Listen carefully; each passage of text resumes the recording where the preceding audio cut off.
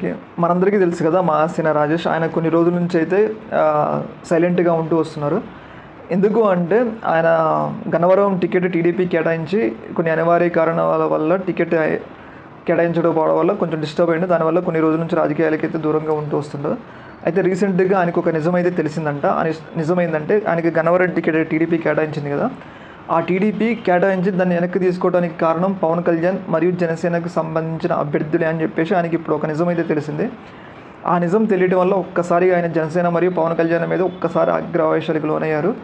ఎందుకు అంటే తనకి గినక అంటే మహాసేన రాజేష్ గినక టికెట్ ఇస్తే ఆ యొక్క జిల్లాలో టీడీపీని మొత్తం ఓడగొడతామని చెప్పేసి జనసేనకి సంబంధించిన కార్యకర్తలు మరియు క్యాడర్ టీడీపీకి సంబంధించిన వ్యక్తికి అయితే హెచ్చరికలు జారీ చేశారంట.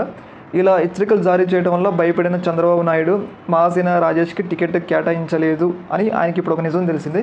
ఈ నిజం వల్ల ఆయన ఒక్కసారిగా సంచలనంగా మారి ఒక్కసారిగా పవన్ కళ్యాణ్కి వ్యతిరేకంగా ఒక కీలకమైన స్టాండ్ అయితే తీసుకోవడం జరిగింది. పవన్ కళ్యాణ్కి సంబంధించిన 21 అభ్యర్థులు ఉన్నారు కదా, వాళ్ళు ఎక్కడెక్కడ నిలబడుతున్నారో వాళ్ళకి వ్యతిరేకంగా ప్రచారం చేసి వాళ్ళని ఓడగొడతానని అయితే ఒక శబ్దం అయితే చేయడం జరిగింది. ఏదేమైనా కానీ అసలే కూటమి కష్టాల్లో ఉన్న సమయాల్లో మహాసేన రాజేష్ యొక్క నిర్ణయం తీసుకోవడం అనేది ఒక్కసారిగా కూటమికి సంచలనంగా ఒక పెద్ద దెబ్బగా పరిగణించడం జరుగుతుంది. ఏదేమైనా కానీ మహాసేన రాజేష్ ఒక ఇన్ఫ్లుయెన్స్ పర్సన్. దాదాపు ఆయన దళితుల ఓట్లను బాగా ఇన్ఫ్లుయెన్స్ చేయగలడు. అలాంటి సందర్భంలో ఆయన నియోజకవర్గానికి ఒక 2-3 వేల ఓట్లకు సంబంధించిన ఓట్లు ప్రభావితం చేసినా కానీ ఒక 2-3 సీట్లలో కూడా ఓడిపోవడానికి అయితే ఛాన్స్ ఉందని అయితే మనకైతే క్లియర్గా తెలిసింది.